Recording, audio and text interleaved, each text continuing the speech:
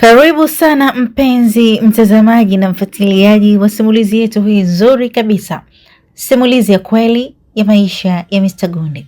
Mr. Gundi ana mengi ya kutueleza aliyopitia katika safari yake ya maisha. Katika sehemu iliyopita tumeona mambo mengi sana, ikiwa pamoja na Mr. Gundi kufanikiwa kupata mtoto wake wa kwanza, mtoto wa kike. Na baada tu ya kurudi hospitali, mama mkwe wa Mr. Gundi ambaye alikuwepo kwa ajili ya kumwangalia mwanawe kwa kipindi hiki, mama huyu anamwambia Mr. Gundi kwamba baada ya 40 ana mazungumzo nataka wazungumze. Na baada ya kuisha kwa 40, Mr. Gundi anawekwa kitako na kuelezwa ya kwamba alikabidhiwa binti Mwanahawa akae naye kwa kipindi kile tu cha ujauzito, na sasa binti huyo amejifungua salama, hivyo inampasa aweze kurudi nyumbani kwa wazazi wake. Na endapo Mr. Gundi atakuwa na uhitaji wa binti huyu tena, anapaswa kufunga safari na kwenda hadi nyumbani kwa wazazi wake kwa ajili ya mazungumzo zaidi. Je, ni kitu gani kitaendelea katika sehemu ya 5 ya simulizi hii nzuri kabisa? Nikukaribisha sana na nikukumbushe tu kwamba usisahau kusubscribe kisha bonyeza alama ya kengele ili uweze kujihakikishia kuwa mwanafamilia wa kudumu wa chaneli yetu, na pindi tu zinapowekwa simulizi mpya uweze kuzipata kwa uharaka zaidi. Siku hiyo wanaenda tutafutie nauli, kweli katafutia nauli, wakapanda gari wakaondoka huko kwao. Waliondoka huko kwao, mimi sasa nikawa kama mtu fulani ambaye kama nimeruzi fulani hivi, umeona. Basi nikawa naendelea biashara, kwa sababu biashara ndo kila kitu, na kipindi kile nilikuwa sina fani yoyote. Basi nikawa naendelea biashara hivyo hivyo, naendelea na biashara. Nakumbuka kama wiki 2 hivi mbele pale nilipokuwa nafanya biashara, kuna nyumba moja ilikuwa kama nyumba ya 3, yani kama nyumba ya 3 kutoka pale mimi ninapofanya biashara, sio mbali, umeona. Kuna nyumba ilikuwa pale, hiyo nyumba inasemekana ilijengwa iwe kama lodge fulani, kama guest, lakini baada ya yule mwenyewe mhusika mwanaume kufariki, ile nyumba ikawa ipo, ilikuwa tayari imeshafanywa finishing kila kitu, umeona. Kwa hivyo fikia tu hatua ya kuwekwa kama guest, ndio mwenye nyumba kama amefariki, kwa hiyo alikuwa anasimamia mkewe, kwa hiyo nyumba ilikuwepo tu pale. Basi ile nyumba ikasemekana wanafunzi wa chuo wanakuja pale kukaa kama hosteli. Kuna chuo kimoja kinaitwa St. Joseph, nasikia wakawa wameongea na yule mwenye nyumba, kwa hiyo wanafunzi watakuja kukaa pale kama hosteli ya boys na girls. Mimi nikaa naendelea biashara yangu kama kawaida. Uwezi amini, wale wanafunzi wakaja wakahamia kwenye ile nyumba. Basi uwezi amini, nilikuwa nafanya biashara kipindi hiko, gunia la viazi tulikuwa tunanunua gunia la viazi shilingi 70,000. Tena hapo imepanda sana, tunanunua 70, 72. Lakini unakuta muda mwingine tunanunua hadi 60,000 hadi 50,000, umeona. Unakuta hadi 50,000, muda mwingine hadi unakuta mtu muda mwingine labda viazi ndio unakuta labda vimefika pale labda vimeloa, unakuta anakuzia hadi 49,000. Lakini vikipanda unakuta muda mwingine sana kuna baadhi ya magunia, kuna magunia ambayo ilikuwa Lombesa, kipindi hiko ilikuwa Lombesa, kwa unauzwa shilingi 72. Basi uwezi amini, nilikuwa nafanya biashara, yani nilikuwa nafanya biashara mpaka inafikia kipindi mpaka mimi mwenyewe nachoka. Kwa siku nilikuwa nauza fikiria, nilikuwa nauza ndoo 2, ndio ilifika kipindi nilikuwa nauza hadi 100,000 hadi 130,000, sababu biashara ambayo unauza kwa siku hadi 130,000 kwa kipindi hiko 2014, hiyo biashara yani imechanganya. Hapo kipindi chochote bado ulikuwa peke yako tu hapo? Hapo nipo peke yangu, simu na menya na kila kitu mimi mwenyewe. Basi imeendaenda, wale wateja wako wanaongezeka, kama unavyojua tena wanafunzi mara waje wenzao, maana kwa biashara ikawa inaongezeka. Kipindi nafanya biashara, uwezi amini, nikaenda kwa fundi aluminium, nikaongea naye, nikamwambia bwana, naomba utengenezee kabati, umeona. Kwanza naomba nitengenezee kabati. Akanitengenezea kabati, niko nikamegizia kabati la aluminium. Nakumbuka kabla yule binti kujifungua, kuna kipindi yule dada alichukua kabati lake. Nilikuwa na kabati la mbao, ambayo mbele tu kuna kioo, wakati mbele kuna kioo, huko nyuma mbele kioo, nyuma kioo, pembeni mbao. Kipindi kile natumia kabati lile, na ndo wateja walikuwa wameongezeka, kwa sababu wateja walikuwa wanaangalia huduma ile ambayo mimi naifanya, na ubora wa zile chips zilizokuwa natengeneza. Basi nikawa nimeagiza na nikawa nimeweka order ya kabati, kutengenezwa kabati ikawa ipo kwa fundi. Uwezi amini, nakumbuka siku hiyo kabati likawa fundi yule kama amekamilisha kabati, linaitwa pale ofisini mida ya mchana. Uwezi amini, watu pale wakawa wamesimama wanaangalia, huyu bwana ina maana anapiga hela. Uwezi amini, mpaka kuna maneno yakawa yanatokea, kuna changamoto zilikuwa zinatokea pale ofisini. Nakumbuka hata kuna kipindi kwa sababu nilikuwa na vile vitu vyangu nilikuwa nimetengeneza banda tu. Kwa hiyo nilikuwa kuna dada nilikuwa namuomba naika kwake, yeye alikuwa na grocery, nilikuwa naika kwake kabati langu. Uwezi amini, kuna kipindi dada tuligombana mpaka ifikia kipindi, maneno tu ya kawaida, alikuja alimwaga mafuta, akavunja mayai, akafanya fujo pale. Na hisi ni wivu tu wa maendeleo, kwa sababu nilikuwa naweka vitu kwake, labda sio alikuwa anataka mimi nimlipe. Alafu yeye ukiangalia kuna kipindi alikuwa hauzi bia, alikuwa na biashara, unakuta muda mwingine na doda hauzi, unakuta kwa siku nzima unakuta yeye kauza labda bia 2. Mimi pale kiangalia wateja wanamiminika, anauza hela napata, nimenunua kabati. Kwa hiyo nilikuwa nakutana na changamoto nyingi, zote nilikuwa nakabiliana nazo. Basi hivyo kuja ile kabati nikalisafisha lile, nikatoa uzuri chips nilikuwa bado sijatengeneza, ndio nilikuwa nimeshamenya nilikuwa naandaa kwa ajili ya kukaanga. Ilikuwa siku nilikuwa wakati nakuja ile kabati sasa. Basi nikatoa ile kabati lingine, nikaweka kile kioo pale, chips ilikuwa tayari, nikaweka kwenye kioo. Kabati ilikuwa inang'aa kama unavyojua tena aluminium. Hata ile kabati ni lazima kwa ile dada, ile kidogo nayo ilikuwa la muda mrefu. Alafu ilikuwa kuna kipindi ilikuwa inaoshwa kasi maji ya chumvi, kwa ilikuwa kama limefubana, lakini ilikuwa kabati linang'aa, unajua kitu kipya tena. Basi huwezi amini, biashara ile kweli Mwenyezi Mungu bwana mkubwa, huwezi amini, biashara ilienda vizuri. Nikanani ukabati, nikatengeneza kabati, nikanunua baskeli, ambayo baskeli nilikuwa nayo mwanzo nilikuwa lazima baskeli na kodisha. Nikanunua baskeli yangu mwenyewe, kipindi kwa naitwa baskeli za Swiss.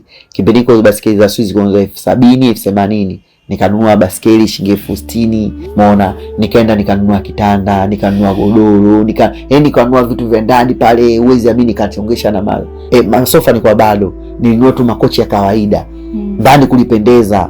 Basi nikaendelea hivyo, nikawapigia simu kule nyumbani, jamani vipi? Umeona, kuna kipindi nikawaambia jamani, nataka nije muone mtoto. Anaambia wewe uwezekani kuja kumuona, wewe unakuja kama nani? Kwa sababu wewe huku utambuliki. Unakuja kama nani? Hujatoa barua, yani wewe utambuliki. Ndio, kwa hiyo mtoto ukufanikiwa kumuona. Mtoto usikufanikiwa kumuona. Basi uwezi amini, kana napambana. Na kwa mzee nilienda, nilimueleza na mtoto. Akaniambia basi vipi, unaonaje uoe? Nikamwambia kiukweli kwa sasa hivi nikisema nioe sawa, nitaoa, lakini kwa wewe kama mzazi mimi sitaki unipe hela kwa ajili ya kunisaidia kwenye ndoa. Wewe nipe hela labda niongezee mtaji, au nipe hela labda inisaidie kwenye familia yangu, kwa sababu utanipa ile hela leo nitaenda nitaoa, nikishatoka kuoa ile familia yangu naishi nayo vipi? Kwa kama kuna hela nipe hela ambayo itanisaidia kwenye mtaji, kwa sababu pale nilipokuwa nafanya biashara hata mzee alikuwa anapita, kwa hiyo mzee alikuwa anaona. Na kipindi chote mzee alikuwa hajasikia taarifa mimi nimemuibia mtu, nimemtukana mtu, nimegombana na mtu, japokuwa kuna changamoto ambazo mwenyewe nilikuwa napitia kama kijana, changamoto tu za kawaida, lakini hakuwahi kusikia jambo baya. Basi mzee alivyoniambia swala la kuoa, nikamwambia basi mimi kama nataka kuoa, nipe tu hela kunisaidia kwenye familia, so hela ya kwenda kuolea. Basi nikaendelea na maisha yangu hivyo kuna kule. Nakumbuka kuna kipindi mzee alitoka akaenda UN. Maana maana mzee yupo kwenye mambo ya serikali, akatoka akaenda UN. Alivyoenda UN, tulikuwa tunawasiliana kama unavyojua tena, sababu alikuwa ameenda Kongo, kwenda pale kwa Kongo. Tulikuwa tunawasiliana kama kawaida. Kanaambia vipi familia, ambaye inaenda vizuri, vipi kuhusu wewe mwezio huko? Ngambia ndio hivyo. Kwa hiyo nikanampa feedback kile kinachoendelea. Basi imeenda na mimi pale biashara, na mimi mwenyewe najiwekea hela hivi na vile. Siku nikakaa nikasema sasa hapa inabidi mimi nifanye maamuzi, niende kule. Nikamwambia jamani sawa, mimi nitakuja. Nikatoka sasa, nikamfuata yule kaka yangu ambaye alikuwa ananifundisha chips, yule ambaye alikuwa anaondoka ananiletea ofisi. Umeona, nikaenda nikamueleza, kwa sababu mambo yote alikuwa anaendelea alikuwa anajua, lakini ile swala ambalo la kwenda kule nikabidi nimueleze. Nikamueleza, akaniambia sawa, kama upo tayari si tutaenda. Kwa hiyo tunaenda kivipi? Nikamwambia mimi tunaenda kule, lolote linalotokea, kama kutufungisha ndoa sawa, kama kwenda si ndio kuna kujitambulisha sawa. Sisi uzuri wa Uislamu ndoa zetu hazina mambo mengi. Wewe mwenyewe kama utataka uende kule uozeshwe utaozeshwa. Nikamwambia si sawa. Basi nikawa najipanga kwa ajili ya kwenda kule. Kabla ya kwenda huko, vipi kuhusu zawadi kwanza? Kuhusu zawadi tena umenikumbusha jambo la msingi, kwa sababu nakumbuka alivyojifungua yule ambaye naishi naye ambaye ni Mwanahawa. Zawadi nakumbuka baada ya siku kama yule amejifungua kama leo, baada ya siku 2 naye akanipigia simu akaniambia naye amejifungua. Kwa hiyo ina maana katika wale wanawake wawili kati ya Mwanahawa na Zawadi, ina maana mimba zao wale zilipishana siku kama nilivyokuwa nakwambia. Zawadi nilikuwa na mahusiano naye, huko nako nilikuwa na nilikuwa na mahusiano. Kwa wale zilipishana siku. Umeona? Ina maana yule alivyojifungua kama baada ya siku 3 si siku 2 alinipigia simu. Ananiambia amejifungua. Nikamwambia mtoto gani? Akaniambia amefungua mtoto wa kiume. Nikamwambia jina unamuita nani? Akaniambia jina, mimi bado jina sijamuita. Nikamwambia basi mimi nataka umuite Ali kwa sababu jina la babangu mimi anaitwa Ali. Nikamwambia muite Ali. Akaniambia ni muite Ali kwa vipi? Kwa huduma gani? Au wewe kama nani? Mwanzo tuliongea vizuri, lakini nilipotaka kujibebesha mamlaka kumpa mtoto jina akawa amechange. Nikamwambia kwa jina unamuita nani? Akaniambia jina nitajua mwenyewe. Akakata simu. Kiukweli kwa kipindi hiko tayari na mimi mwenyewe huku tayari na mtu mwingine na ukatoka kujifungua, sikuweza tena kuwa na ukaribu naye. Unaona, nikaona sije nikafanya nikaharibu.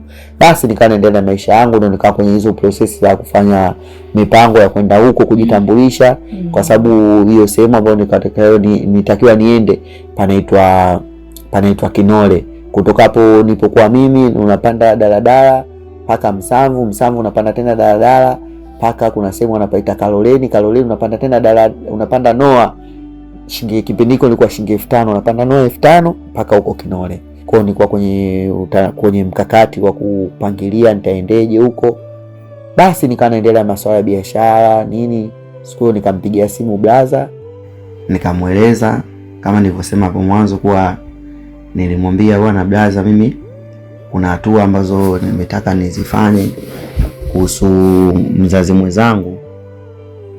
Kwa sababu kama mwanzo hapo nilivyosema kuwa baada ya wale kumchukua ikawa tena mimi sihitajiki kwenda kule, kwa sababu walikuwa wanadai wao kuwa unakuja huku kama nani, aliyakuwa hatukufahamu.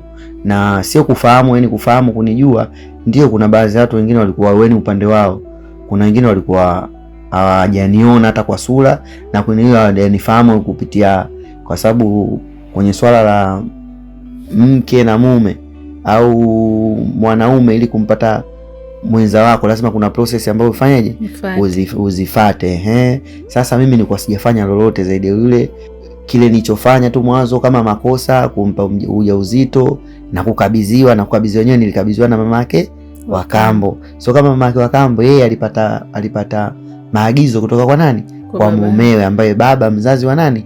Wa yule Mwanahawa. Kwa hiyo wengi ule walikuwa wanifahamu. Umeona, kwa namna hiyo ya kujitambulisha kwa kisheria na hata kunifahamu kwa kuniona. Wengi walikuwa wajefanyaje? Na hata huyo babake mwenyewe mzazi alikuwa hajaniona. Kwa akaniambia bwana wewe huwezi kuja. Kwa hiyo kila nikikaa nikipigia simu, bwana nataka nije nimuone mtoto, umeona? Waje au niwatumie nauli waje niwaone, kwa sababu ilikuwa sio wageni kwangu. Umeona? Ingekuwa kama wao ni wageni kwangu, kwa sababu mwanamke nimekaa naye tokea mjamzito mpaka anakuja anajifungua. Umeona? Kwa hiyo kila nikiwaambia jamani naombeni hao waje au mimi nije. Umeona? Kuna kipindi nilifunga kabisa safari nijiandaa kwa ajili ya kwenda, lakini mwisho wa siku anambia bwana wewe huku huwezi kuja. Basi nikamwambia blaza, nikamwelezea yote. Anambia basi wewe jitafute, panga muda. Ukishapanga muda utaniambia twende. Basi kipindi hiko na mimi nilikuwa namueleza mzee, bwana mimi kuna 1 2 3 kuna mwanamke yule mimi nataka niende kwao nikajitambulishe. Mzee akaniuliza tunataka kujitambulisha vipi, ndio kaoe? Kama nataka kwenda kuoa nikupe hela ukaoe kama ilivyo msimamo wangu. Nikamwambia bwana mimi hela kwenda kuoa sasa hivi, ukisema unipe hela kwenda kuoa aliyakuwa mimi mwenyewe sina chochote, yani sina, mfano labda tusemee labda fani au elimu ambayo ya kuweza kunisaidia. Kwa hiyo kama unataka kunipa hela nipe hela labda kama ya mtaji au labda au ya kwenda kunisomesha jambo fulani ambalo litanisaidia labda kupata kazi au fani ya kuweza mimi kuajiriwa sehemu yote kama udereva na vinginevyo. Kwa nikamwambia hiyo hela bwana mzee, mimi lao kama unanipa hela nipe hela ya kunisaidia, so hela kwenda kuoa. Swala la kuoa ni la kwangu mimi mwenyewe, kwa sababu mimi mwenyewe ndo nimelianzisha. Nitafanyaje? Nitalimaliza. Mimi nataka usimame kama kama mzazi huku kwenye familia. Mimi naonekana ni mtu ambaye nina familia, lakini nikija kwako wewe nichukulie bado kama nini, kama mtoto. Bado kuna mahitaji ambayo nayahitaji kutoka kwako, kwa sababu bado sijasimama. Kuna vitu kabisa naona haviko sawa, ila wewe ndio ambao unaweza kufanyaje, kuniinua au kuniwezesha. Sasa leo ukinipa hela mimi ya kwenda kuoa, inakuwa bado hujanisaidia, kwa sababu nitaoa. Baada ya kuoa kuna maisha baada ya ndoa, nitaishi vipi? Basi tulivyoongea vile, kwa sababu hiyo siku na mimi mwenyewe kwenda huko ilikuwa bado. Mzee akaniambia basi sawa, tutaona itavyokuwa. Lakini nahisi mzee kati namwambia maneno hayo, mzee alikuwa anaona kama masiara. Unaona?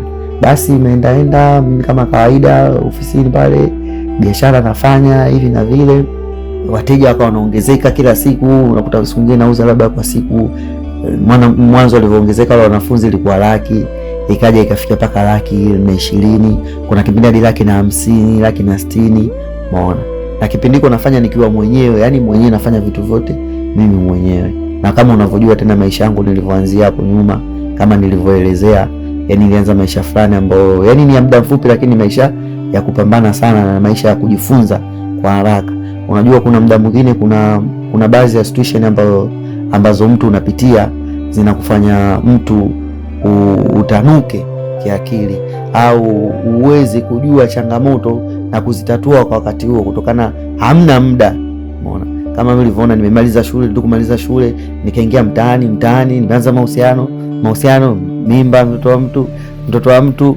Haya, nimekabidhiwa, nitaishi naye vipi? Umeona? Kwa hiyo unakuta vitu vingi, afu hakuna muda ambao wewe kusema mimi najipanga. Umeona? Kwa hiyo nifanya mimi nitanuke akili kwa muda mfupi na kupambanua vitu. Basi biashara ilikuwa inaenda vizuri, namshukuru Mungu, na mimi nilikuwa najituma kweli, yani kwa sichoki, najituma. Kwa sababu vuta picha, asubuhi niende nifate viazi, kwa sababu kipindi cha mwanzo tulikuwa hata viazi vyenyewe nilikuwa naenda nanunua rejareja. Nifate viazi, nitoke kwenye viazi niende buchani ninunue nyama, nitoke kwenye kununua nyama niende nifate kuni. Na unakuta umbali, unakuta hizo sehemu zote naenda zipo tofauti.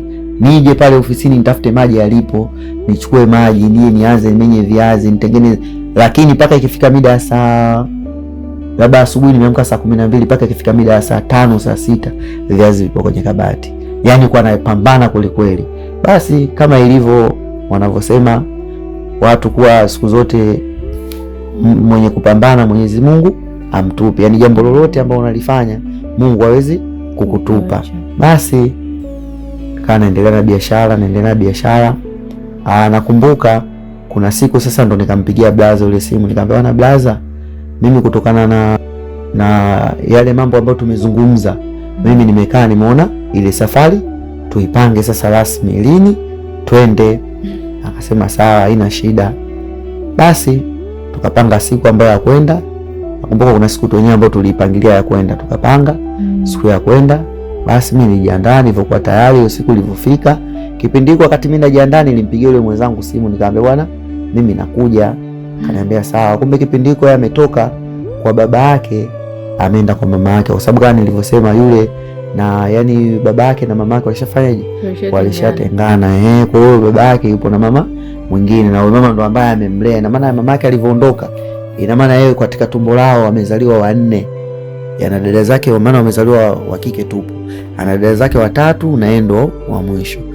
Kwa hiyo mama yake alivyoondoka, ina maana ndo alikuwa mdogo, kwa aliachwa kwa baba akilelewa na nani, na mama kambo. Na yule mama kambo naye wakati anakuja katika ile ndoa, naye alikuja tena na binti mdogo, kwa hiyo ndo akawalelea wote, ambao ndo binti mwingine ndo huyo nimemsema, huyo Rehema, ambao ndo shemeji yangu. Basi nikamwambia bwana mimi nakuja, au ananiambia nakuja, na yeye nafikiria naye alikuwa anachukulia kama masiara. Basi na kawaida kitu ambacho mimi ninacho, yani napoamwaga bwana jambo langu fulani nilifanye, yani mimi huwa nikishafanya maamuzi huwa sirudi nyuma, yani huwa nafanyaje, nafanya. Basi mimi baada ya siku ile kufika, Blazole akaja. Alivyokuja tukafunga safari, tukatoka, maana sisi tulikuwa tunaishi sehemu moja inaitwa Kionda. Tukatoka Kionda tukaenda Morogoro mjini ambao ni Msamvu pale, tukafika hadi Kaloleni tukapanda gari pale Noah za kwenda Kinole. Basi tukatoka tukaenda hadi Kinole. Nafika pale pale kwenye senta yao, ina maana stendi hapo Kinole, maana mimi sikuwa napiga simu, na uzuri nilikuwa naongea na yule shemeji yangu, na kuna mzee ambaye nilikuwa nawasiliana naye, ndo kama mjomba wa yule mwanamke, kwa sababu kwa sisi watu wa Pwani asilimia kubwa wanasimama wajomba, muda mwingine wazazi wanaachia wajomba. Basi kwa yule mjomba nilikuwa nazungumza naye kila hatua, nazungumza naye. Tulipofika pale, nashukuru tukaelekezwa sehemu husika kwenye nyumba ambao wenyeji wetu hapo. Tukafika hadi pale nyumbani. Tulipofika, mtu wa kwanza kunipokea ni yule shemeji yangu ambaye ni Neema, maana ndo nilikuwa namfahamu sana, na mama yule, maana mama tuko naye tokea changamoto ya ujauzito, kukabidhiana mwanamke yule kujifungua mpaka 40 kweli kabisa, umeona. Basi kwa hiyo alikuwa mwenyeji wangu pale, alikuwa ni yule shemeji yangu, alikuwa na yule mama. Basi kanipokea pale, kama unavyojua tena sisi ambao watu wa Pwani maadili tunaelewa. Basi kabidi tutulie pale tusikilize utaratibu ambao upo. Basi akaja mjomba. Alivyokuja mjomba akawapigia na wenzie, alivyowapigia na wenzie, walivyofika pale wakaniuliza, wewe ndo baba Fatuma? Nikamwambia ndio. Umeitikia wito ambao tumekuita? Nikamwambia ndio. Wewe umekuja kwa dhumuni gani? Nikamwambia mimi nimekuja kwa dhumuni la kwanza mnifahamu, kwa sababu mlikuwa mnifahamu, na kabla ya kunifahamu nimekuja kuomba radhi. Kama radhi yangu, kama msamaha wangu au kama samahani yangu itapokelewa, basi la pili litafata ambalo linalo, lakini siwezi kulisema hilo kabla ya nyinyi kutoa msamaha wenu.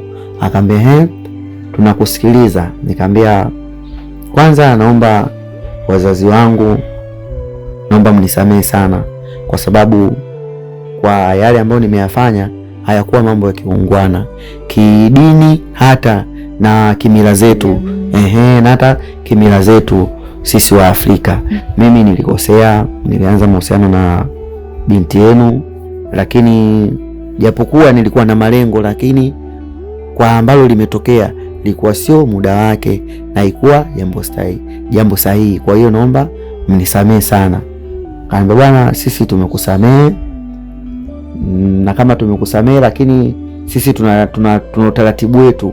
Kuna vitu waliniambia kwa ajili ya kununua kwa ajili ya msamaha, nikavikubali. Baada ya kuvikubali, akamwambia sasa hapa tunakupokea kama mwanetu, tuambie sasa una jambo gani? Nikamwambia mimi lengo la kuja baada ya lile la mwanzo lingine, mimi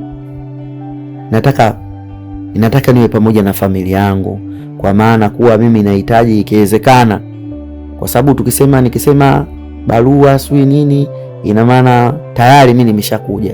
Kwa hiyo mimi nilikuwa naomba tu baraka zenu, au naomba ridhaa yenu, kama kuna uwezekano nifanyeje, nimuoe binti yenu. Kaniambia sawa, sisi wakati tunaongea na wewe, huyu mhusika hapa hayupo, mhusika yupo kwa mama yake, na tulimpigia simu, alisema yeye anafanyaje, anafua, na hata yeye ulikuwa unaongea naye. Kama mimi nimezungumza naye, akasema basi yeye labda alikuwa anahisi wewe haukuwa serious, alijua unamtania, lakini tumeongea naye ipo njiani. Basi kama unavyojua tena sisi Waislamu hatuna mambo mengi, na nakumbuka ilikuwa mwezi wa Ramadhani, yule binti tukakaa pale kumsubiri. Kama unavyojua mambo mengine yakaendelea pale, kama unavyojua tena mnavyokuwa kwenye jamii ya watu wazima, kuna mambo ambayo walikuwa wananisii pale, wananielekeza kama kijana, unaona. Basi tulikuwa tunaongea maneno tofauti, umeona. Tumekaa na hisi, baada kama lisaa hivi, nadhani lisaa, yule binti akawa amefika. Alipofika kaingia ndani, alivyoingia ndani akaitwa pale tulipokuwepo, akaulizwa hapa kuna ugeni huu sisi hatuufahamu, je wewe unaufahamu ugeni? Na nakumbuka kipindi ambacho naishi naye. Hata yeye yule nani brother alikuwa anakuja anamuona, kuna kipindi akutaba mimi sipo, anapita pale anamsalimia nini, yani kwa brother zangu wa karibu sana, anaitwa Dunia. Basi kwa hiyo alikuwa anamfahamu, yani yule Mafatuma yani sio ndio mwana hawa, alikuwa anamfahamu yule brother. Kwa hiyo alikuwa ambaye nimeenda naye. Kwa hiyo alivyoulizwa hao unawafahamu, akasema ndio nawafahamu. Kaambia unawafahamu vipi? Akasema huyu mzazi mwenzangu, huyu shemeji yangu, ambaye wakati naishi kule nilipokuwa naishi, nilipokabidhiwa kwa nani, kwa huyu baba Fatuma, huyu ndo kaka yake ambaye alikuwa tupo naye kwa shida na raha. Kaambia sawa. Sasa kuna lolote ambalo mmezungumza wewe na mwenzio? Kaambia, akasema lolote ndio, yapo mengi ambayo tumezungumza, lakini jambo kubwa ambalo yeye amesema anakuja nalo kwanza, mwenyewe alikuwa anasema kuwa amekosea na atakuja vipi hivi na hivi, ndio anataka kuomba msamaha, lakini bado alikuwa na uoga na nini. Lakini mimi nikamwambia usijali, kwa sababu wale ni wazazi, ndio umekosea, lakini inatakiwa wewe uende ukaombe nini, msamaha. Kwa hiyo mimi ndo nilimshawishi na kumpa moyo wa kuja, hilo swala la kuomba msamaha. Lakini lingine amekuja kwa niaba ya kufanyaje, ikiwezekana mimi na yeye tuhalalishwe. Basi alivyosema vile, kaambiwa taja mahali yako. Binti yule akataja mahali yake. Nisingependa sana kutaja ilikuwa shilingi ngapi, lakini alitaja mahali yake. Alipotaja mahali yake, ana kipindi hicho kama unavyojua na mimi biashara imechanganya, hela nayo yani mfukoni pale kwa haraka, yani hata 300 400 mfukoni ipo. Lakini yule binti alivyotaja mahali, mimi nikakaa nikafikiria ngona hii mahali kataja na uwezo wa kutoa, kwa sababu mimi kutokana nilikuwa nakaa sana na mablaza ambao wakubwa wamenizidi umri, kwa hiyo kuna vitu nilikuwa navisoma kupitia kwao. Na hata kuna baadhi ya wanandoa ambao wameingia kwenye ndoa, wengi tulikuwa tunakaa tunaongea yani kama story, na wengine kuwauliza baadhi ya maswali, na kuna baadhi ya vitu ambavyo nilikuwa najifunza, ikiwemo mahali. Yani mahali kama mahali, kwanza hata kama umetajua 2,000,000, hakuna kipengele kinachosema wewe ulipe yote, unanielewa? Na hata endapo utalipa yote, inaweza tena ikaleta tafsiri tofauti, huyu mbona amelipa yote, inakuaje? Umeona? Kwa hiyo mahali inaweza kutajwa 2,000,000 lakini ukalipa 200,000, ukalipa labda 100,000, inategemeana na nini, lakini inaendelea kuwepo kwenye nini, kwenye deni. Kwa hiyo mimi mahali nilikuwa nimeambiwa nikalipa nusu, kwa sababu nikafikiria mbona mimi napambana, mimi kama mimi leo hii nitajitutumua, nitatoa hii hela nilokuwa nayo, kesho kuchukua mwanamke, na maana mwanzo nilikuwa naishi naye kama nimekabidhiwa kama mimba, nile mimba yangu. Lakini kitendo cha mimi kwenda ukiachana kuomba msamaha, nimeenda kwa ajili ya kufanyaje, kwa ajili ya kumuoa. Ina maana mtu ukimuoa, siseme kama wengi waliolewa majukumu yote yanakuwa kwa wanaume, wazazi wao hawahusiki, lakini asilimia kubwa unakuwa wewe mwanaume mwenyewe. Basi nikaskuti nikasema hela, nikisema nitoe yote sio kweli, na nikizingatia mbona hata nilokaa nao wengi walioa walikuwa mahali zao mbona hawajamaliza, nikasema siwezi kutoa yote, nikatoa kiasi nilichokitoa. Basi ikafika mida ya jioni pale, ilikuwa imeshaandaliwa iftari, tukala. Kama unavyojua tena sisi Waislamu dini yetu haina mambo mengi. Kuna mama alikuwepo pale bado wa Kiislamu, ikapigwa vigelegele pale, kama unavyojua tena tamaduni zetu, na ukizingatia misingi ya dini. Kiukweli kwa wale wazazi wake, naweza nikasema wana dini. Unajua kuna sehemu ambao unaenda unaona kabisa hapa dini hamna, lakini ukiambiwa wana dini, na maana hata vile vitu wanavyokuwa wanavifanya kuna nini, unaona kabisa hawa wana dini. Basi kutokana na wao wenyewe wana dini, kulikuwa hakuna mambo mengi. Basi tulivyomaliza pale, mimi nikamwambia bwana, sisi tumekupa baraka zote, kwa hiyo mpaka sasa hivi baba ni wewe. Ukisema bwana, huyu mke wangu mimi nimemuoa, nataka nianze maisha huku, sisi tutakwambia bwana, shamba liko pale, kuna midizi, kuna minazi, si kuna nini, wewe mwenyewe tutakutea kama chumba, si utapanga au nyumba hapa ziko nyingi tu, ndugu wako wengi. Ukisema bwana, mimi bwana sasa hivi nimemuoa mke wangu na mji wangu, naondoka na mke wangu, hakuna anayekuzuia. Kwa hiyo wewe maamuzi ni ya kwako. Basi baada ya kupewa uamuzi huo, kiukweli nilifarijika sana, yani nilifurahi sana. Afu ukizingatia hapo mwanzo nilikuwa nikipiga simu naambia utaki kuja kumuona mtoto, ukiangalia mtoto ambaye nimehangaika tokea mimba nimehangaika. Yani unajua kuna vitu vingine huwezi ukavizungumza vyote, lakini kuna vitu ambavyo mtu unapitia yani huwezi kuvisema vyote, lakini naamini kwa watu ambao wapambanaji au ambao wamepitia maisha ya changamoto anaelewa. Kwa hiyo walivyokuwa wananiambia utakuja kumuona, yani nilikuwa naumia sana. Ukiachana tu na kupambana, yani yule alikuwa mtoto wangu wa kwanza, na kama unavyojua mtoto wa kike kwa baba umwambii kitu, yani nilikuwa sio nilikuwa naonaje. Kwa hiyo ulivyoniambia vile nilifurahi sana. Basi sasa kipindi hicho mtoto wako tayari alikuwa na miezi kama mingapi? Kipindi hiko yule mtoto alikuwa na miezi, unaweza kusema miezi kama 8 hivi au 9. Umeona, kama 8 au 9. Basi yani imeenda sana, hawezi kuvuka mwaka. Umeona, basi kama basi mimi nashukuru kwa hivyo, na mimi nashukuru kwa ukarimu mlioonyesha wazee wangu, na mimi nawakaribisha sana nyumbani. Mimi ni mwenyeji wa Rufiji. Mimi Mdengereko. Wazazi wangu, baba yangu yupo Morogoro, mama yangu yupo Dar es Salaam, na wazazi wengi na ndugu na kaka zangu wengine wengi wapo Dar es Salaam, wengine wapo Rufiji. Kwa hiyo karibuni sana, kwa sababu nashukuru, asante. Na mwenyewe hapa kwa sababu umekuja na jambo nyela haraka, unaweza kuona kama ndugu wachache, lakini ndugu wapo wengi, yani wengi.